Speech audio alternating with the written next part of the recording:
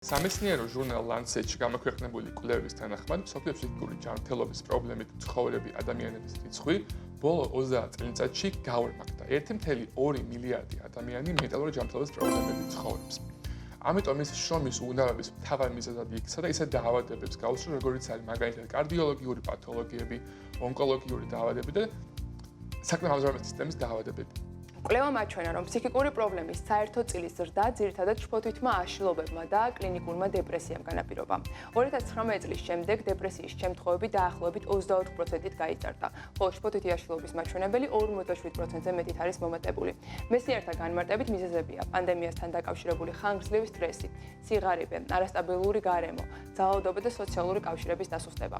ამასთანავე კვლევამ კაფიოდ აანალიზებს გენდერულ სხვაობასაც და ამბობს, რომ 2023 წლის მონაცემებით მსოფლიოში ფსიქიკური ჯანმრთელობის პრობლემებით 9 მილიონზე მეტი ქალი ცხოვრობდა. მამაკაცების შემთხვევაში კი ეს მაჩვენებელი 545 მილიონით შეადგენს. მეცნიერები ამ დისბალანსს კომპლექსურ სოციალურ ფაქტორებს უკავშირებენ, მათ შორის ოჯახურ და სექსუალურ ძალადობას, გაზრდილ საყოფაცხოვრებელ პასუხისმგებლობებსა და გენდერულ დისკრიმინაციას.